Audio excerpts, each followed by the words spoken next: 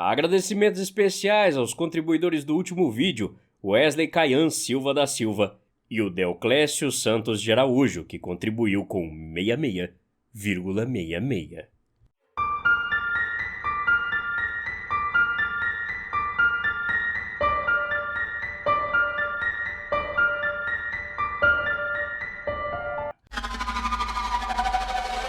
Os humanos são criaturas deploráveis, previsíveis e extremamente fáceis de me entediar. Houve um tempo em que o nosso trabalho exigia algum nível de arte, sutileza. Séculos atrás, corromper uma alma era uma arte.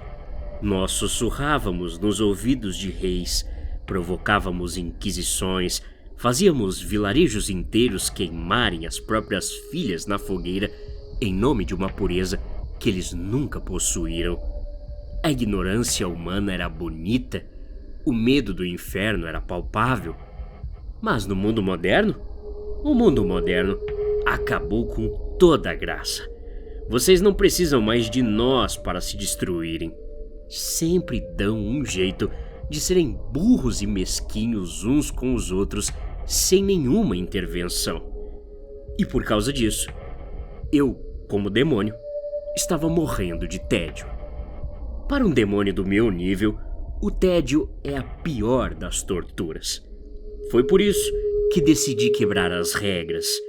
Eu queria entretenimento, voltar às boas épocas. Queria sentir o gosto do pavor de verdade, ver a fé de um humano sendo destruída na frente da cara dele. Óbvio que eu precisava ser um semelhante, pelo menos na aparência, para passear pelo plano de vocês. A possessão, então, é o primeiro passo. Meu escolhido se chamava Arias. 20 e poucos anos, caixa de supermercado, afogado em dívidas de cartão e deprimido por um término de namoro. A alma dele estava tão frágil, tão rala, que eu nem precisei forçar a entrada. Só o possuí durante seu sono. Quando Arias acordou, ele não estava mais no controle. Ele estava preso na própria mente, assistindo através dos próprios olhos, enquanto eu comandava tudo. A sensação da carne humana é sempre nojenta nos primeiros dias. Essa chatice de sentir a gravidade, a necessidade estúpida de encher os pulmões de oxigênio a cada 3 segundos, o barulho irritante e constante do coração bombeando aquele líquido pelas veias. Mas fazer o quê? Era um veículo útil. Naquela noite de domingo, eu caminhei pelas calçadas, procurando um palco. Não queria uma dessas mega igrejas modernas com telões de LED, máquinas de fumaça e pastores vestidos como astros de rock pedindo dízimo no cartão de crédito. Nessas igrejas aí, não tem fé para destruir. Eles já adoram o próprio ego, não precisam de mim. Eu queria um rebanho de verdade. E eu encontrei. A igreja repousava no final de uma rua sem saída, numa cidadezinha minúscula, imprensada entre um terreno baldio e uma oficina mecânica fechada. Uma construção antiga, de tijolos aparentes, com um telhado escurecido e uma cruz de madeira simples, torta, no alto da porta dupla. As janelas eram estreitas e o vidro pintado de forma amadora simulava vitrais. Perfeito. Um reduto de ignorância, tradição e esperança cega. O lugar exato onde as ovelhas se escondem dos lobos. Parei na base da escadaria de pedra. Dizem que o solo sagrado repele os seres das trevas. Isso é um exagero, na verdade. A água benta, a consagração, as rezas, tudo isso gera uma certa estática, um leve incômodo, o equivalente a andar descalço sobre o asfalto quente para vocês. Incomoda, mas não impede a entrada de um predador determinado. Empurrei as portas. O interior era exatamente o que eu esperava. Havia cerca de 12 fileiras de bancos de madeira. Cerca de 40 pessoas compunham a congregação. O rebanho. Eram, na sua maioria, idosos, algumas famílias com crianças de olhos cansados e homens de rostos duros e marcados pelo trabalho braçal. Eles estavam de cabeça baixa, murmurando um hino arrastado e melancólico. No altar, erguido 3 degraus acima do chão de cimento liso, estava o pastor. Ele era um homem alto, extremamente magro, vestindo um terno que parecia 2 números maior que o seu corpo. Era calvo, com os poucos cabelos grisalhos e o rosto vincado por rugas. O crachá de metal na lapela do terno dizia apenas Pastor Eduardo. Caminhei pelo corredor central. Era para eu ter sentido aquele formigamento espiritual da santidade. Mas, curiosamente, o ar estava morto. Atribuí isso à fraqueza espiritual daquela vizinhança esquecida. A fé das pessoas dessa cidade devia ser tão murcha pelas dívidas e doenças que nem mesmo os céus prestavam atenção naquele buraco. Melhor ainda, um alvo indefeso.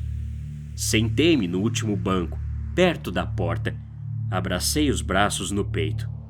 O coitado do Arias, o cara que eu possuí, estava gritando dentro do próprio cérebro, implorando para eu não fazer nada, chorando na escuridão.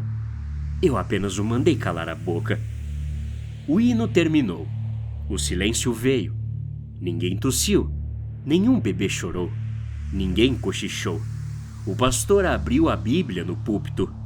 Ele não usava microfone. Irmãos, nos reunimos nessa noite para celebrar o sacrifício. O mundo lá fora é um campo de guerra, uma terra de fome e sede. Mas aqui, dentro dessas paredes, nós sabemos que o sangue traz a vida. Nós sabemos que o rebanho só sobrevive se a oferta for verdadeira. O discurso era o clássico apocalíptico. Eu já tinha ouvido aquilo milhares de vezes em dezenas de idiomas diferentes ao longo de milênios. Era a hora do show. Eu não queria apenas possuir o pastor e fazer um escândalo. Eu queria fazer aquilo render, que eles sentissem o desamparo total antes da carnificina. Me concentrei. Comecei pela temperatura. Puxei todo o calor da igreja para o meu corpo, invertendo o clima. Em menos de 5 segundos, a temperatura da igreja despencou de 20 graus para números negativos. O ar condensou. A respiração da congregação transformou-se em nuvens brancas. Uma fina camada de geada começou a se formar nas janelas de vidro pintado. Eu sorri, esperando os tremores, os casacos sendo puxados, os murmúrios de confusão. Ninguém se moveu. As 40 pessoas continuaram sentadas, eretas, com os olhos fixos no pastor. Eles eram obstinados, eu admito. O transe religioso às vezes causa essa anestesia, mas eu sabia como acabar com isso. Passei para a fase 2. As lâmpadas, presas no teto, começaram a piscar freneticamente, e então, com um aceno imperceptível do meu pulso, todas as lâmpadas explodiram simultaneamente. Faíscas caíram como chuva sobre os fiéis. A igreja mergulhou num escuro absoluto, salva apenas pelas luzes de fora. Esperei os gritos, esperei o choro das crianças, esperei que o pastor caísse de joelhos, implorando pelo perdão dos céus e clamando pelo nome daquele carpinteiro que nós pregamos na madeira há 2000 anos.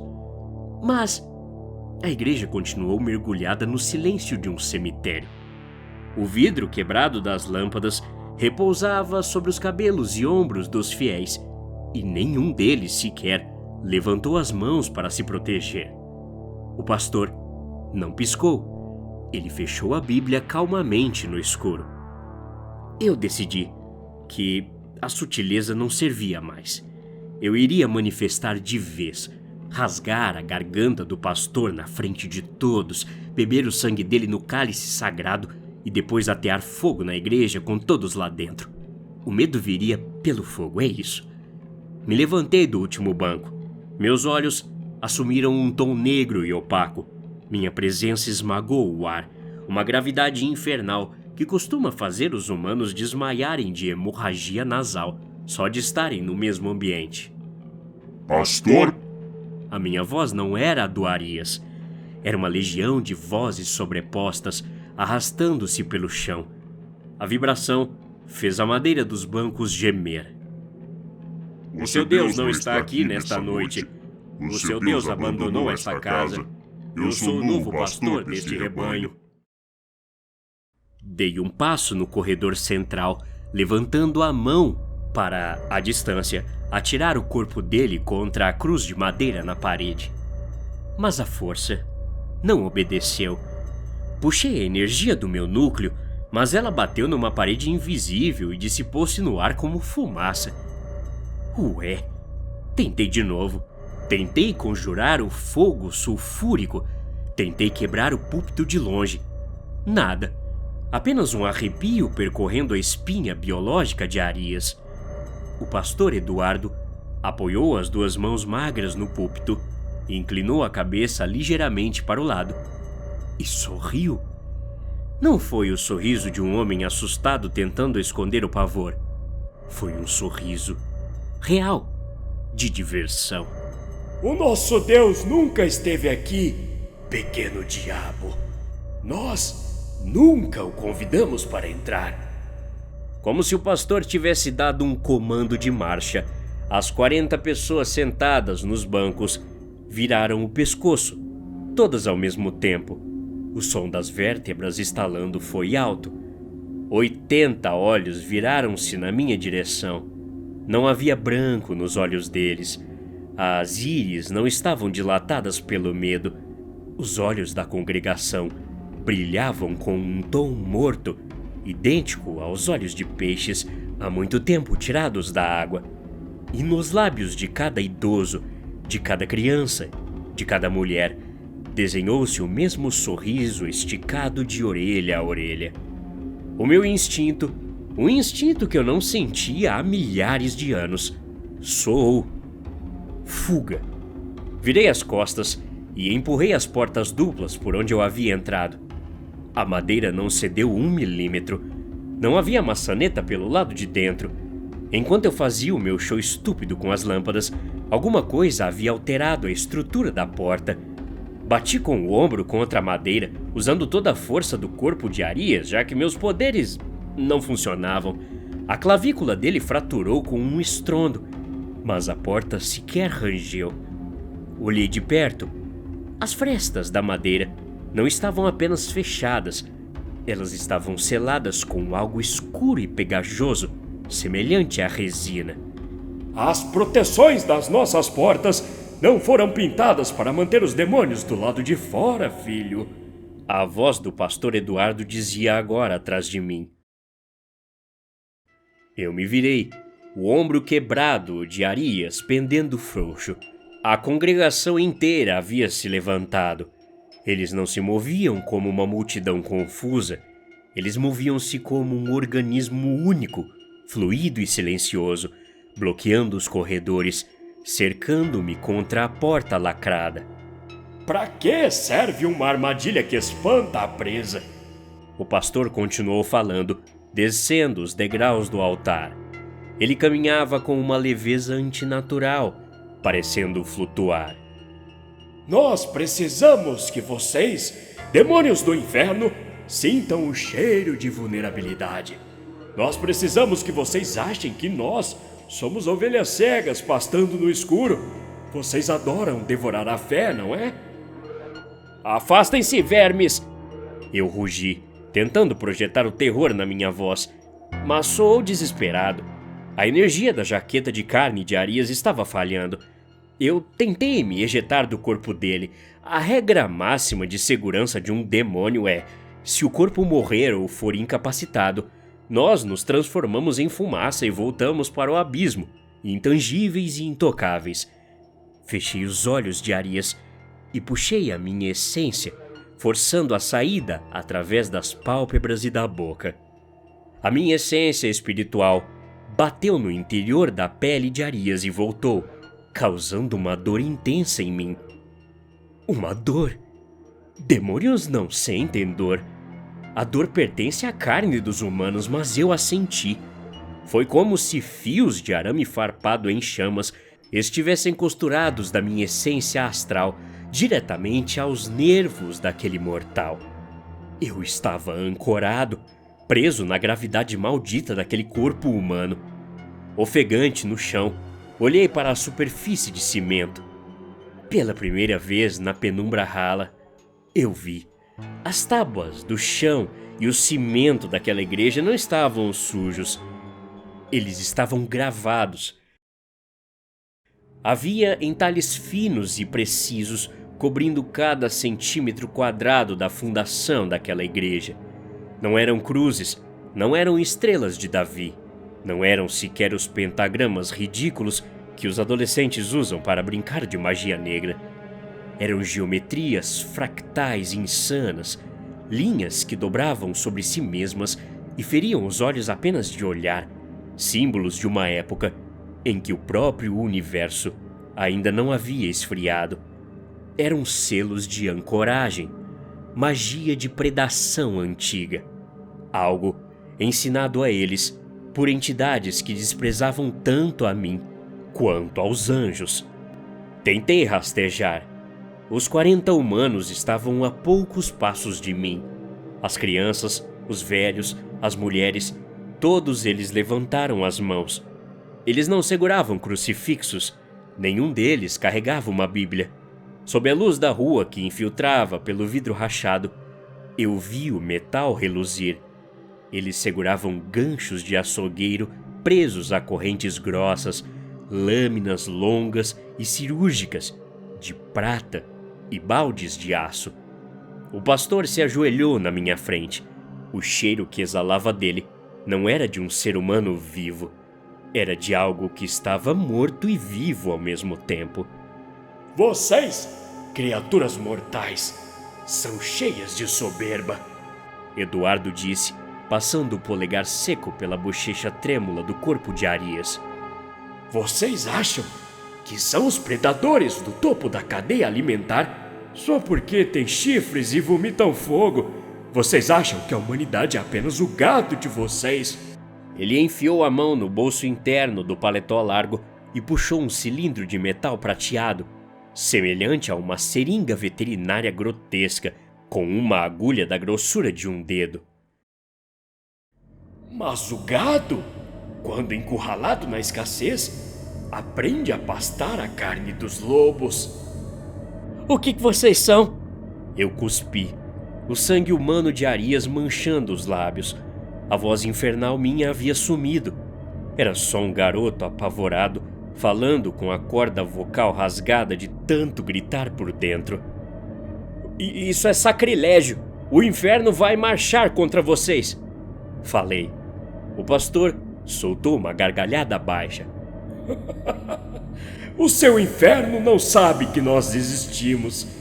Quando um de vocês desaparece no plano mortal, os seus príncipes acham que vocês foram exorcizados por um padrezinho qualquer e voltaram para o fosso. Ninguém vem procurar por vocês. Ele cravou os joelhos no peito do meu hospedeiro, prendendo-me no chão. A congregação avançou como insetos em um formigueiro. Mãos ásperas agarraram os meus pulsos e tornozelos. Correntes de ferro pesadas, gravadas com a mesma geometria torturante do chão, foram enroscadas e apertadas na minha carne, esmagando os músculos e quebrando os ossos menores. Eu berrava. Demônio e hospedeiro berrando na mesma voz esgarniçada. A imortalidade presa no terror, incapaz de fugir, sentindo a prata queimar a pele através da ligação profana que eles impuseram. A imortalidade é um fardo desperdiçado em vocês. O pastor continuou, o rosto dele inclinado sobre o meu, os olhos encarando a minha alma, diretamente a mim. O sangue do inferno, O icor escuro que corre pela sua essência astral é um milagre, sabia? Quando extraído corretamente e misturado na carne do hospedeiro, ele cura cânceres, ele paralisa o envelhecimento, ele nos mantém de pé. Eu olhei ao redor, a velha dona de casa segurando um gancho, a criança com a faca. Eles não eram fiéis rezando no escuro, eram viciados que eu nem sabia que existiam mais.